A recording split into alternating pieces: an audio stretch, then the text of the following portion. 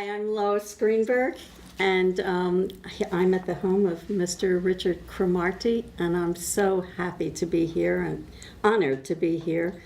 It's just a conversation of neighbors and friends, but of our local hero from the Second World War on Iwo Jima, and he has his 94. American Legion shirt on. This is a big honor for me. I'm so proud of it because they named the post for me, so I have my name on it. On the shirt, yes. Yes. And it really evolved from the Rotary, didn't it? Yeah. I started the post, and Yes. so they named it for me. It's a big surprise. Not many posts are named for people. When they name them for them, generally the person that died, had a great record in the war. Fortunately for me, I made 4 D-days.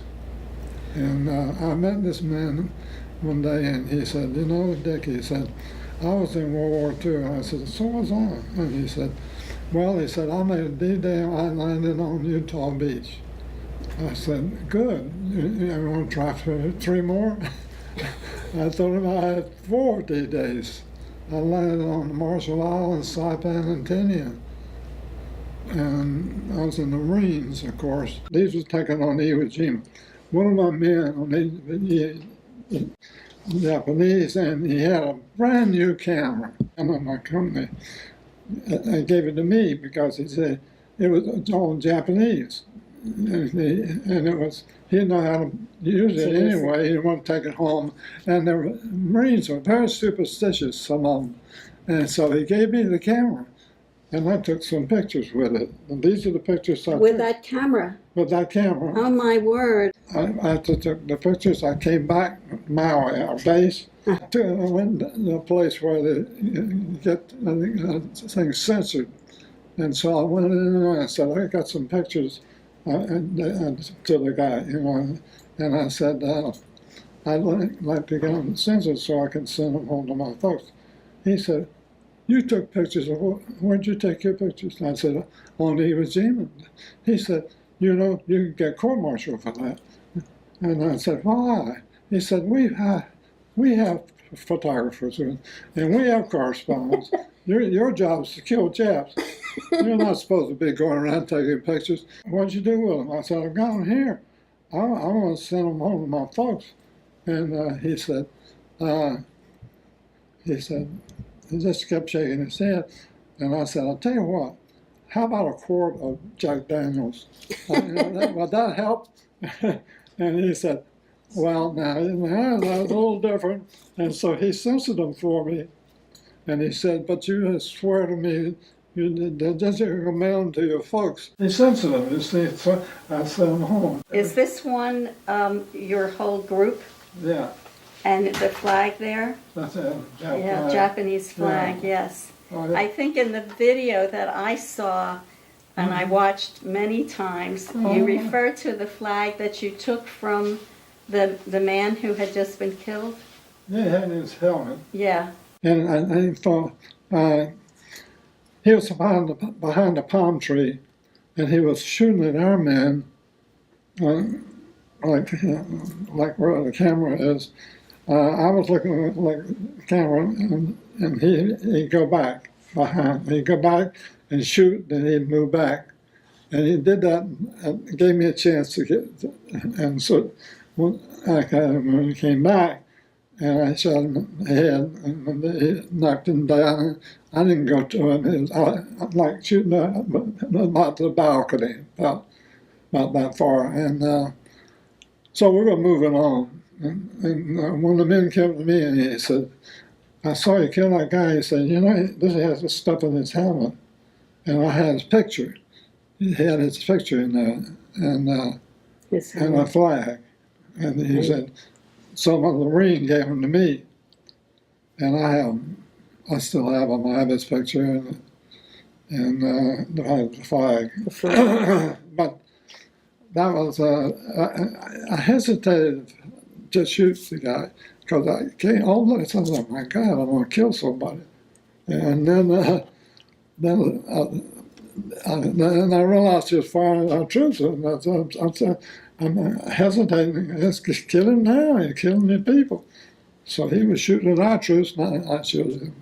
Nobody would take pictures. No, they were superstitious. They don't touch that camera, and it's Japanese. And I don't know whatever happened to the camera. And they probably took it from me.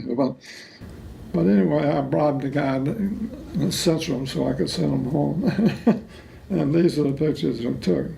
You can see it was very, they're not, not very good, but Oh, they're very good. But, They're black and white pictures, and I think very often those are more clear. But this one of the whole group and the flag. Oh, yes. Yep. Let's see. This is me. No, this is me, and that's him. He was my runner, and I make him carry my map case, and underneath my, you can't see him. I have a shoulder holster. Well, the 45 under my jacket that my dad sent me the 45, and so I had that, but you can't see it. But when we got married, I came back and got married, and we went to Cloister in Georgia, and on our honeymoon, and we got there, the bellhop came out, and it was my runner. Wow. He got shot. He's still, I think he got shot in the war, I think. Shot in the legs or something. But he said, Lieutenant, what are you doing here? And I done it. And so he took care of us. So we had top service the whole time we were there. He said, I see, you get anything you want, you just tell me, and I'll get it for you. What a coincidence, and what a story. That's amazing. Yeah. He was probably thrilled to see you. And you were Oh, yeah. You can't think about it much because my commanding officer in Camp Lejeune, and before we went overseas, and he was in Camp Lejeune, California, Camp Pendleton, and then went by ship to the Marshall Islands. And he was gung-ho, you know, big, tall, tough. And when we got there, he wouldn't get off the boat. He just froze. And they had to take him away. I think it was Saipan. We landed, and the Japanese had trenches right on the beach. And I heard this machine gun going, and I saw him. And the guy was shooting right down at our troops. And so I didn't even think about it. I just reached over and grabbed the barrel and held it up and blistered my hand. And so he couldn't shoot, couldn't kill us. And I had to hold it there for a while, not a while, but it seemed like a long time, but my hand was sizzling. And so another Marine came behind and killed him, and so I could turn him loose. But all the next 2 or 3 days, I had to pull an empty cartridge belt. I wrapped my hand around like that. And they said, you should go see the doctor. Your hand is just blistered, and you can't use your hand. And what are you going to do? You got one arm? And I said, well, I only have one eye. So now I'm back up. It'll work out all fine. I didn't tell anybody about it. I didn't want to go back to the first days, you know. I mean, but it got better over a few days, and I was okay. We got, on one occasion, we were trying to knock out a pillbox. A pillbox is where the Japanese get behind they barricade it with sandbags and everything. And they have put one here and one there, and they have a crossfire so that Marines can't get them. And so I knew where I saw one was, and I got a half track. It has a track that goes on a track, and it has a 75mm gun, a big gun. And I got hold of the guy, and I said, I know where there's a pillbox. It's holding us up. and can you blow it up? And he said, sure I can. Show me where it is. And so I got up on the track, and he's inside. Everybody's inside, and he had a phone to talk to him, and so I told him, I said to go here, go there, and I got him lined up on the target, and I said, now you got it, and he was moving the gun up and down. I said, hold it right there. That's it. Now, because that's all he could see. He didn't have any vision. And so I said, that's it. And so, without thinking, I was standing on the track, and he fired this 75 millimeter gun, and it blew me right out about 30 feet. Blew me right off the track. The tractor just raised up like that from the explosion.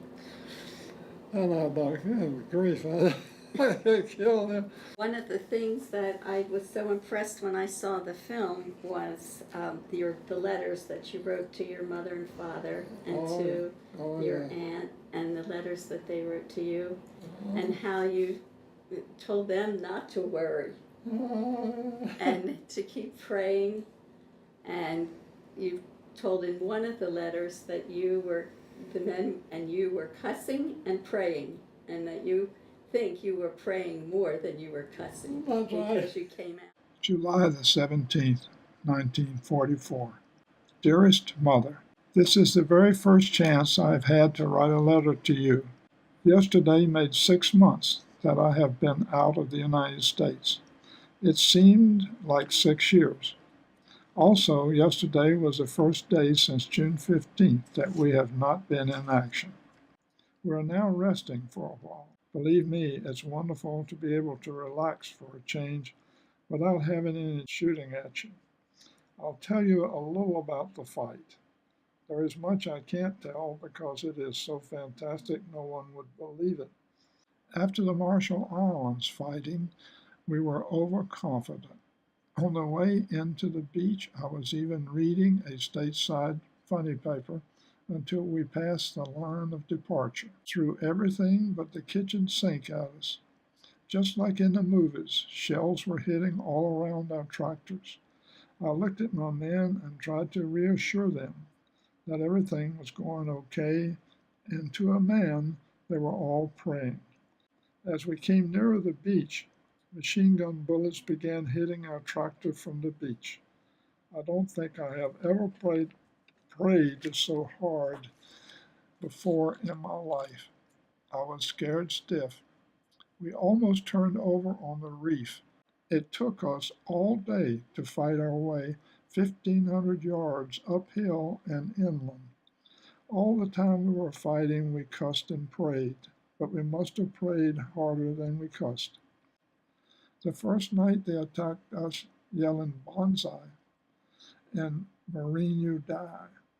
I almost did die of fright. Are good fighters. Don't let anyone tell you they are not.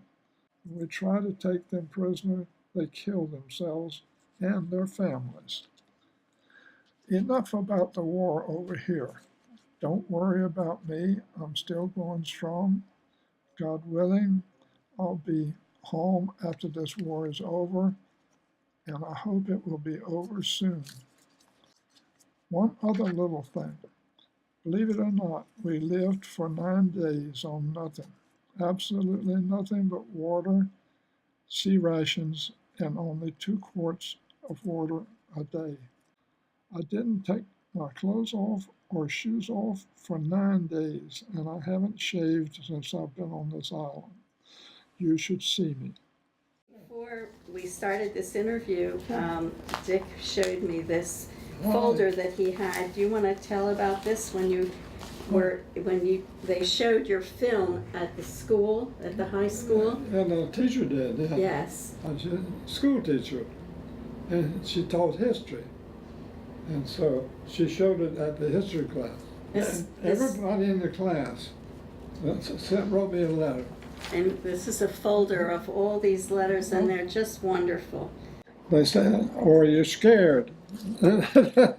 And so School's out now, so I can't do anything about it. But I plan to go to school because someone wanted to meet me. Yes, the first letter said that the young man, Robert, said he was sorry that he hadn't been able to meet you. So maybe that would be a great experience for them to meet you, because Oh, yeah. so many of these stories are never told. Right. Because most of the veterans come home and they don't want to talk about it. It's sad, or it's. Oh, yeah. But these stories and the letters, I think particularly, are so touching. The other story that I saw in the tape was the chicken dinner. Oh, There yeah. were 15 Oh, soldiers or Marines and 22 chickens. yeah. Do you want to tell that? Yeah. Well, that was on, I think that was on Saipan. Saipan is the largest island that we are. And we captured this foreign land, I guess it was cultivating sugar cane. And anyway, there were chickens there running around.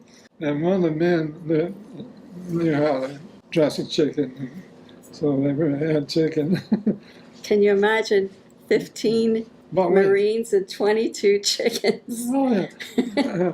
What we did But a you lot. hadn't had much food uh, between. You didn't have any real good food, so that was special.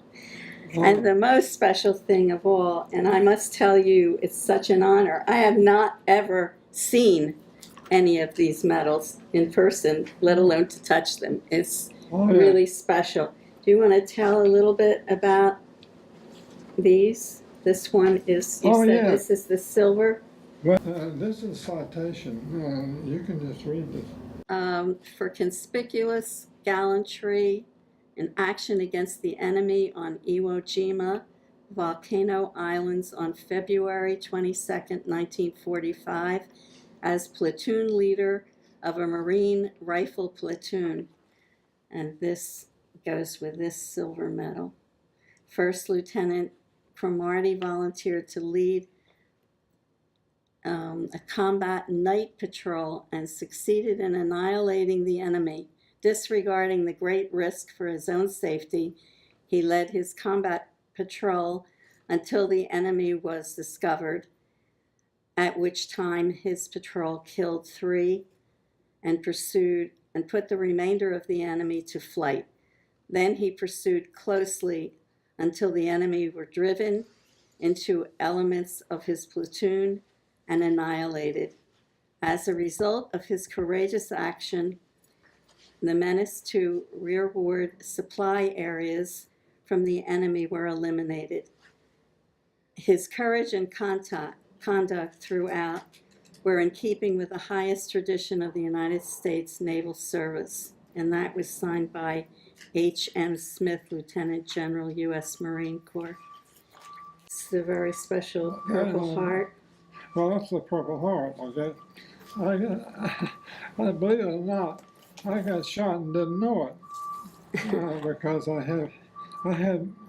we were wearing combat boots and all hard leather, and so I was running across the road and got hit in the leg, but the leather took a lot of the force, but it penetrated my leg and it knocked my feet out from under me, and I had to roll over the road. And the Japanese had a machine gun aimed down the road, and so we were trying to get across. So we just had to guess when he fired his machine gun, and so everybody went, and I came along.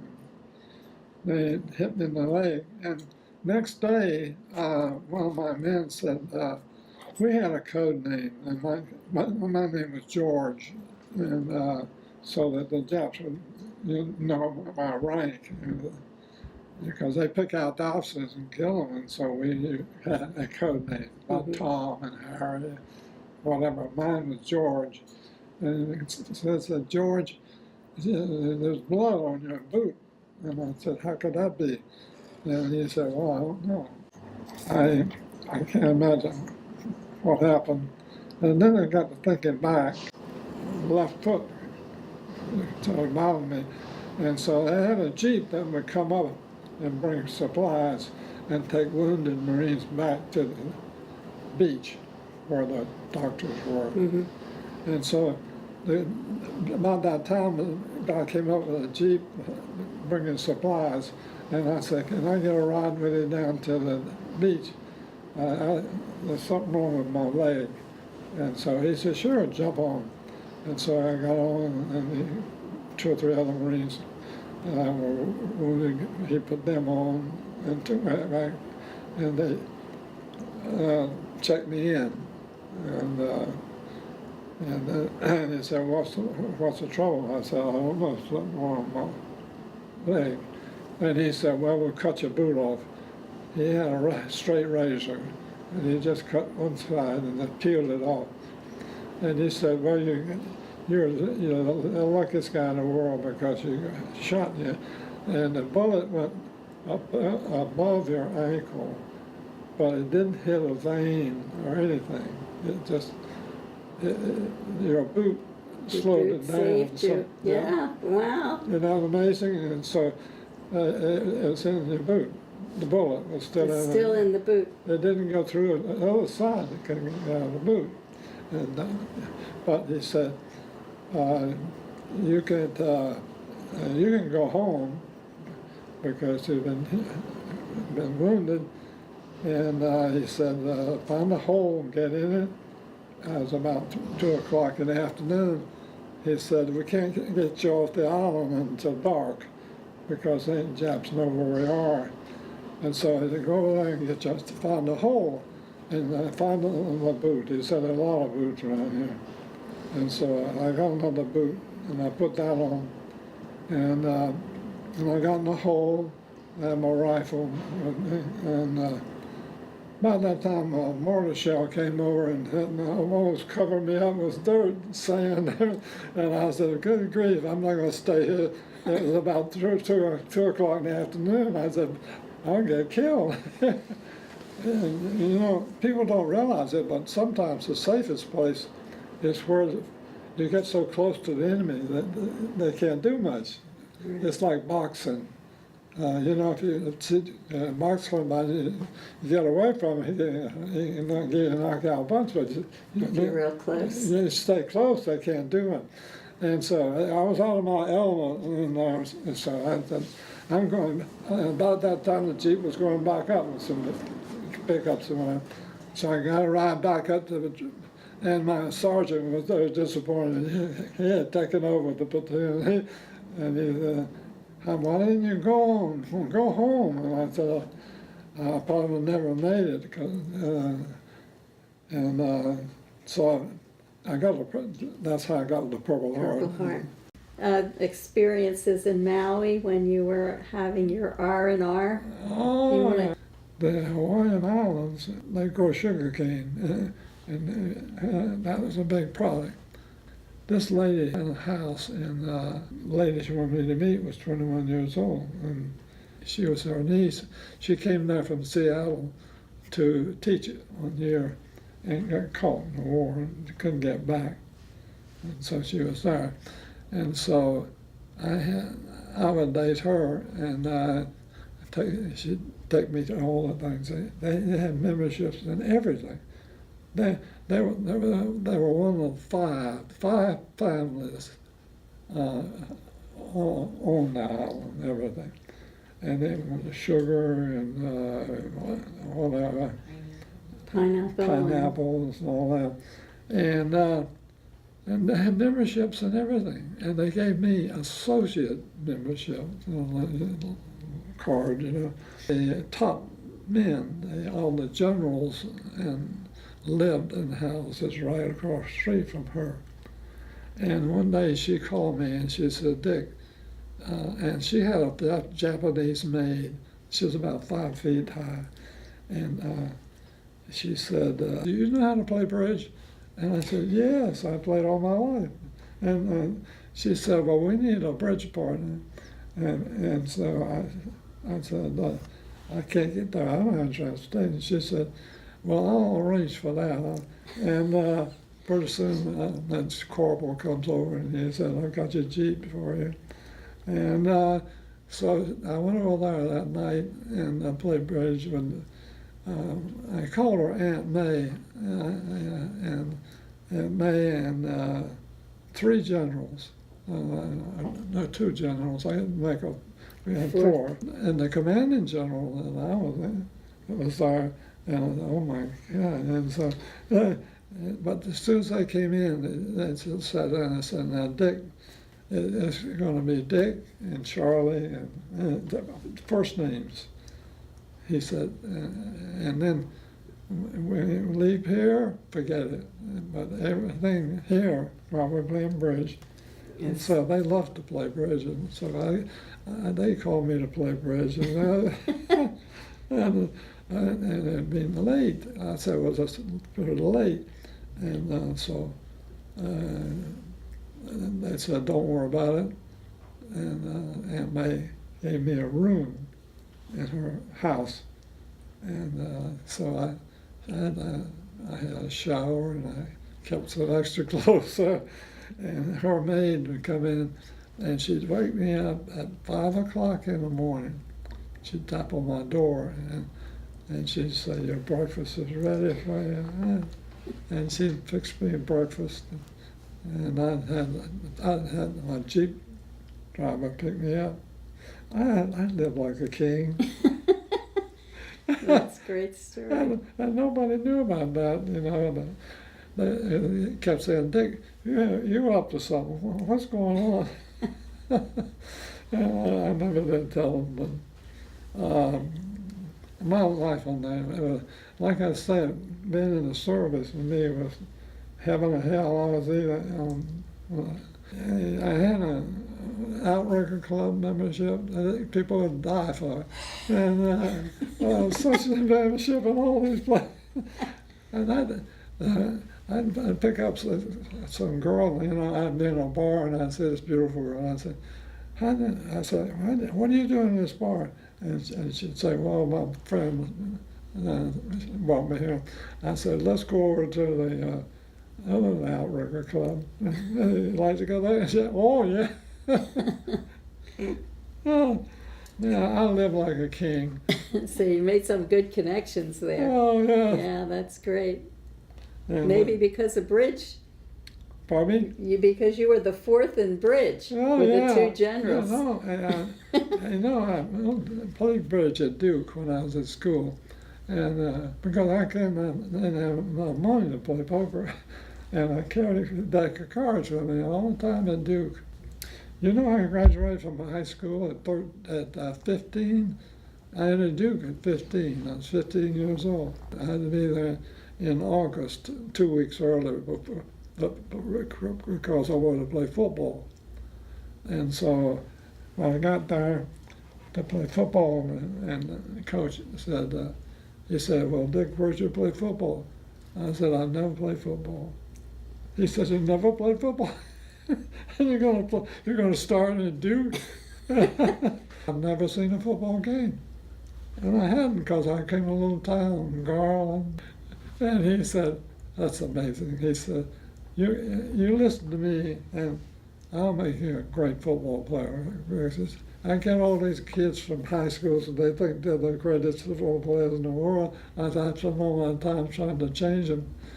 That's how I got in the Marine Corps. The Marines came there, and all the athletes, they wanted all the football players and basketball players would be drafted when you graduated, because they had draft laws on.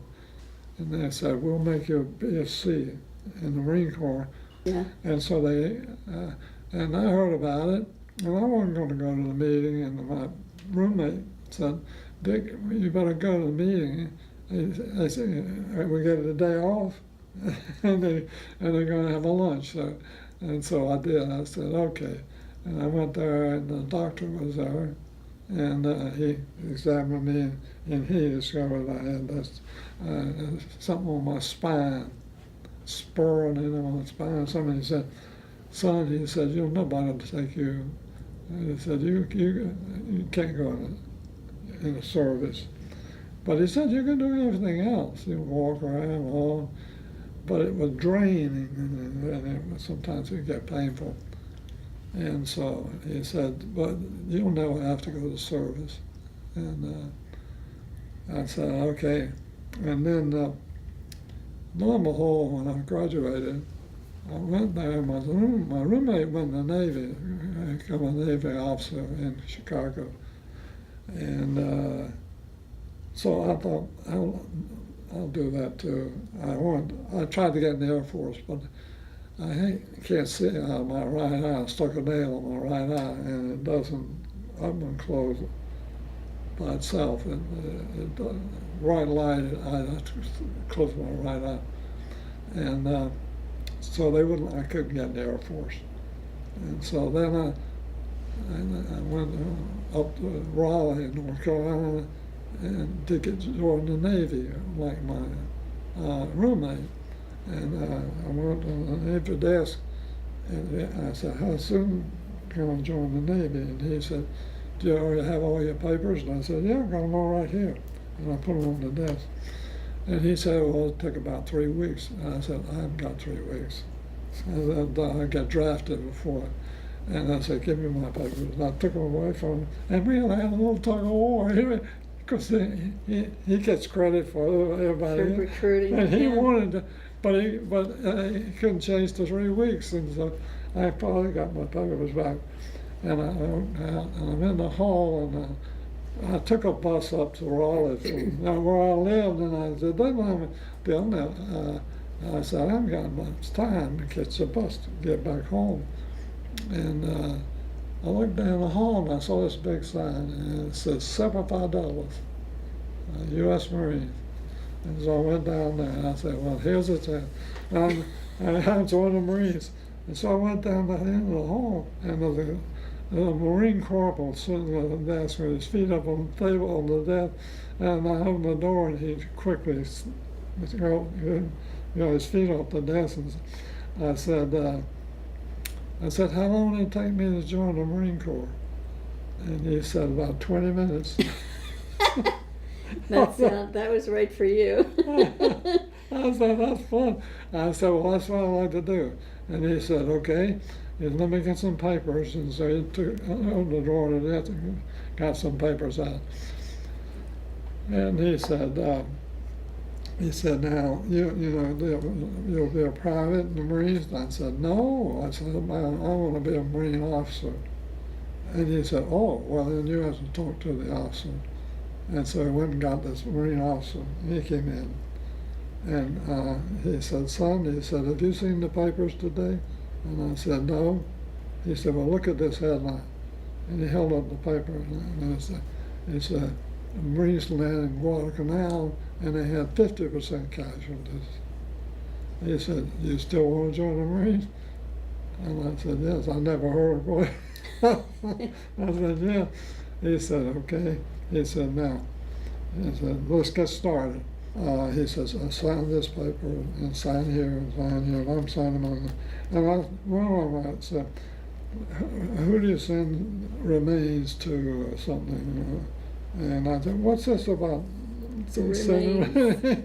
And he said, if you're going to read these things, they'll be here all day. I said, okay. And so I just signed that, and I went over. And we breezed right through it. And he took me in this big auditorium, and they had places around there. Everybody joined Army, Navy, and Marine Corps, and nobody in there. And he said, I need a doctor. A young man wants to be a Marine officer. And he was a captain in the Marine Corps. And so he got a doctor, and he came in, and he said, you're okay. And so, You didn't say anything about your eye or your back? No. Yeah, well, he said something about my back, and he checked my urine and found out. He told me about that, and I said, yes, I know that. And so I went back home. I signed up, and I was a PFC, private first class, waiting to go to Quantico. He said, they're so swamped over there, he said, you won't go until probably in October. And this was in in June. I just graduated from Duke. They called me, and the first thing they did was the same doctor. And he looked at the paper, he said, "Look, Richard Cromartie." He said, "Oh, I know who you are." He said, "What happened to your spine?" And I said, "I had an operation in Duke." And he said, "Son of a gun," he said, "you really want to be a Marine?" And he said, "I can't believe you had that operation." And I said, "Yes, sir." He approved me, but he didn't say anything about my eye. And it was a funny thing, after the war, I took a job, and they sent me to Mayo Clinic. The guy said, "Are you in the war?" He said, "You can't see out of your right eye." He said, "How'd you go?" He said, "How'd you manage that?" I said, "Well, I just ignored it. My left eye's fine." He couldn't believe it, but One thing that you mentioned in one of your letters to your mother and father was that you were yearning for some peace and quiet. And we could fast forward to Key Biscayne and the fact that oh yeah, Dick was really so instrumental in the incorporation of our little peaceful and quiet island. oh yeah. And we're grateful for your service, but we're so grateful for what you've done here on Key Biscayne too, which really proves this greatest generation Oh, provided such a world for us, such a safe and comfortable life, peaceful and quiet, oh, which yeah. is what you were yearning for. Do you Oh. want to tell us a little bit about the incorporation? When I came back from the war, I got married and we lived in Chicago. And my wife contracted a disease, and she had to swim every day. And it was almost impossible in Chicago. It's cold in winter. And so, in the meantime, before that, I had discovered Key Biscayne. And I'd spent one night there, and I stayed at the Galen Beach Hotel, which is now the Silver Sands. Mm-hmm. And a friend of mine lived there on the Key. He told me about it. My wife got sick, and I swim every day. I said, "Well, the president of the company I was working for said, oh, Dick, why don't you go down to Florida and we'll give you a territory down there and you can be district manager and all that." So take the whole time you need to find a place to live. And I didn't tell them that we already had bought the condo. And so it worked out fine. So my wife was very happy we bought this place. And a friend of mine was building condos in the Bahamas. And so I asked him if he'd come by and look at this one on construction. Came by one day and called me, and he said, "I'm at the airport, I got some time. When we come out and look at your place," and I said, "Sure." Mm-hmm. And we Oh, this is the very unit. yeah, Really? so he went up and he went by and they were pouring cement and looked at it and he came back down. I said, "Well, Roger, you didn't stay very long." I said, "What?" I said, "What do you think?" He said, "I'll tell you two things." He said, "Number one, you're living in a fortress." And he said, "Number two, whoever's building these things is going to go bankrupt." And both of them happened. Really? Because when the worst storm in history hit Key Biscayne, it blew out that window and that door, and the towers almost condemned. It had a lot of damage. The East building took a lot of damage, but we came out okay. But the person that built it did go bankrupt. Really? And that was Hurricane Andrew? It came here from Lincolnshire, Illinois.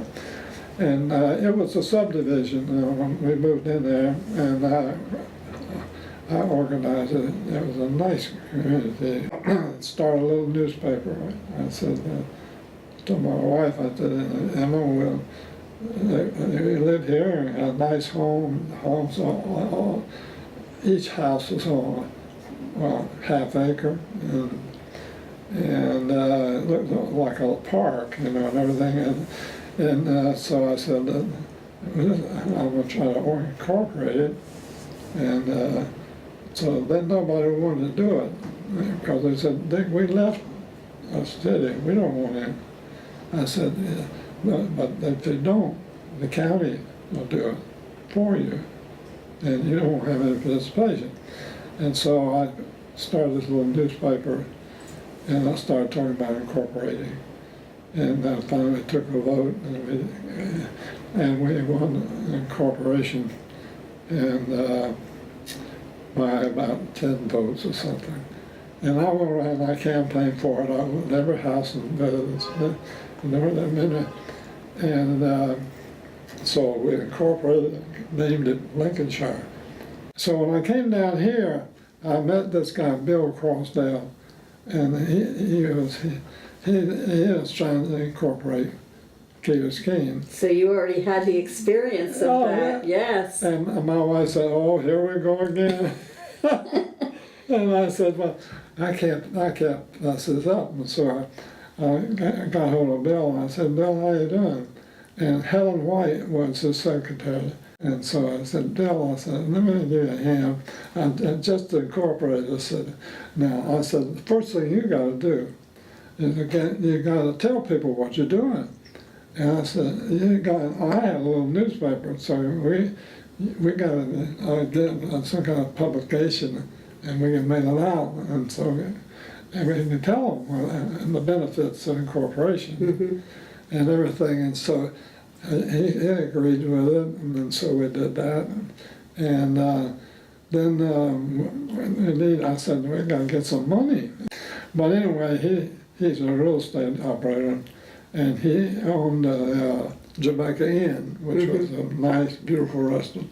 And in there, he had a special room. And so he said he let us meet there, working on corporation. And so and so now the founders of Key Biscayne are Bill Crossdale, Dean, and myself. Western County had a moratorium, no more villages for 10 years. And so we said that's ridiculous. And then the county gave us an opportunity to vote on incorporation. And they tried to cut across the road going into the city of Miami. And they brought a big tractor out and took a lot of trees, and people here went out there and protested. And they got so, the county to make a peace with us, said, okay, we'll let you vote for incorporation. And when we did, it was a close vote, but we won to incorporate. And then we had to set up a village. And so the county said, well, we'll let you incorporate, but you got to take our police force and our fire. And so I stood and said, no, we're not going to do that. We're going to hire our own police and own firemen. And didn't expect that. and they said, well, you can't do that. You don't have time. You can't get rid of our firemen and have anybody. You don't have any protection. And I said, well, no, we can hire some. I had a small volunteer department, a fireman. I said, well, we got more firemen. And so, and at that point, I was president of the Rotary Club, and one of the men, Joe Roscoe, had been on there, and he called me and he said, we gotta go to the city of Miami, and their head of their fire department for the city of Miami named Jimenez. He's now the county manager. He's now president of Dade County, I think. But anyway, he was head of our fire department, and he said, Dick, I'll do this. He said, you should have your own fire department. And he said, well, I'll send over an ambulance, and I'll send over fire trucks, and I'll take over while you hire your own firemen. And I said, man, that's amazing, because firemen, I saw a list of how they paid people in Dade County, and the first 100 were fire chiefs. They make a mint. And, but he said he'd do that, and so that stopped the opposition to get on the fire department. And so the village, the mayor of the village put me in charge of stops in the fire department. A lot of people were afraid that we wouldn't be able to do that, but that's probably the most successful program, our fire, rescue, and our police department. It really makes it so safe and wonderful to live here. One of the firemen came to me and said he wanted to go to workforce. And I said, gee, that's nice. He said, Dick, he said, I want to help you out. He said, you guys are really doing well. And so one of the men that we were fighting against called me and said he wanted to be the fire chief. Really? And I said, that's great. And he was our first fire chief until he was about ready to retire. And I think in 2 years, about 2 or 3 years, he retired. And somebody else took his place. Right. You see, the trouble in corporation, I soon discovered, the homeowners were afraid that the condo people would outvote them. And so they had a group of people, and they wouldn't give out their names. They call themselves something, taxpayers, I think, or something. And the problem was that and they were in control of everything. Vernon's drugstore was on the drugstore, and the only place you had a phone, you had to go there, make a phone call, and all that. And so they felt like they were going to just be overcome by And you were one of the 3 founders of the village of Key Biscayne.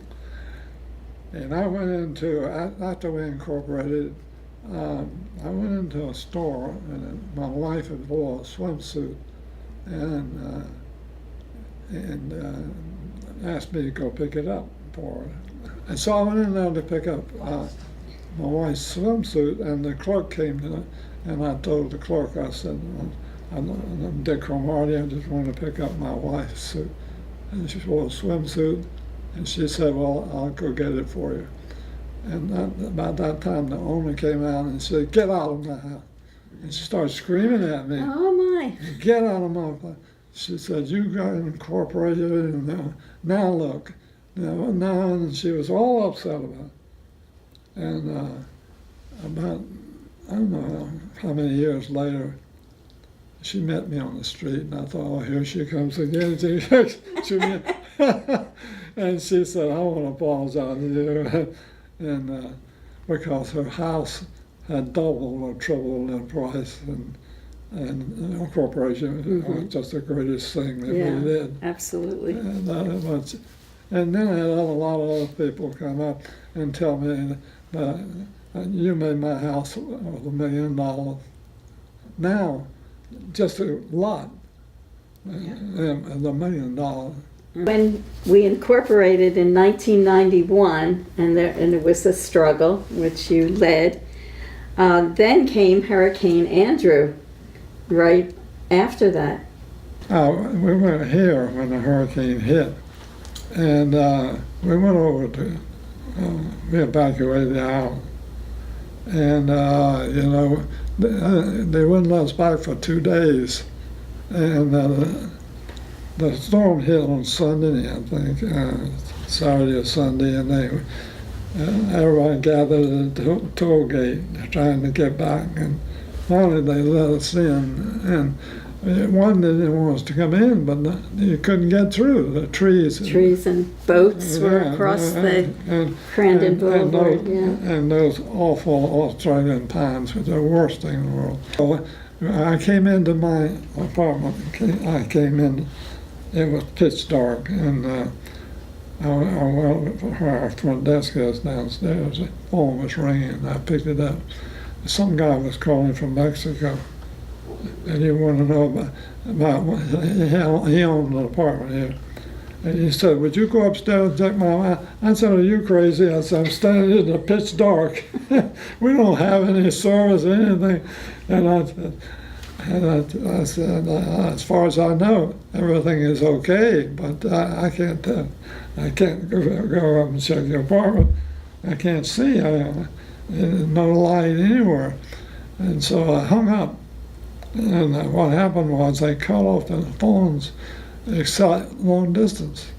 And you couldn't make calls. Couldn't make local calls. And also the phones had to be not attached to the electricity. I had an old-fashioned phone in my kitchen that was not on the electricity. It was just into the telephone company, and that worked. But any phone that was portable that was involving electricity, because there was no electricity for quite a while. Well, we had a great manager, a building manager. He came in right behind me, and the next thing, a man showed up and said, "Would you like to have electricity turned on?" I said, "You're kidding." I said, "Of course I would." He said, "I can do that for you, but I have to check your main box or something." And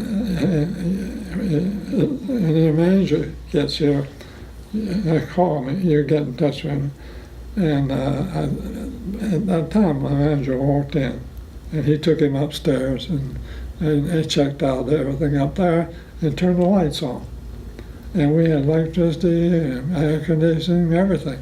And now what happened is, the reason we had electricity before anybody else did, because of the people working on trying to open up the road, they had to eat or something, and so they went to the gallery, the donut gallery. Donut gallery. And so They wanted to make sure the electricity. So they had to give them electricity to get the food. Yeah, and that's right. The electric line it goes straight down here. I said, "What are we going to do?" I was president of the board at the time. He said, "First thing we're going to do is get all the stuff out of the pool." And he said, go downtown, go to Miami, and where we get the acid that they put in the pools. And he said, "Buy 30 gallons. I said, 30 gallons? Well, I said, "Well, he said, "Well, usually one a month." But he said, "Now we have to do all the water." And so he said, "Get 30 gallons. I went down there and it took practically all the guy had. And I thought, well, we should leave some for somebody else. But we took 25 and came back. And I said, "Well, why are we worrying about the pool? What about all the truss in the garage and all that? The bottom level that's flooded and all." And he said, "Well, Dick," he said, "I'll show you." And he said, "We're going to get our pool open." He said, "That'll take us pressure of us." I said, "Do, then everyone going down the pool." And so we did. Well, everything we did at first was to fix the pool. We got all the chairs out and up and cleaned and everything done. And so about the second day, everyone was down the pool. And nobody on the key had that. They didn't think of that. And Key Biscayne is, I think it must be known all over the world now. We got people coming from everywhere. Yes. It's like little New York or something. And to me, it's the greatest place to live. I think so too, yeah. I think When I was tired, I took my wife with me on several trips, and we looked at places that we might live. And we always came back to Key Biscayne. We went to Newport Beach and Jackson Hole and Colorado, and all these wonderful places, and nothing like Key Biscayne. And there is nothing like Key Biscayne, and our own hero, our own father of Key Biscayne's incorporation, the greatest generation. And we're so proud, and I'm so honored to get to know you again after so many years and playing bridge and enjoying the good life of Key Biscayne. Thanks so much, Indeed. Dick, for It's great to this see you wonderful. again. Yes. Yeah, thank And, you very much. Thank you, Terry, for doing this wonderful conversation with a key person. Thanks.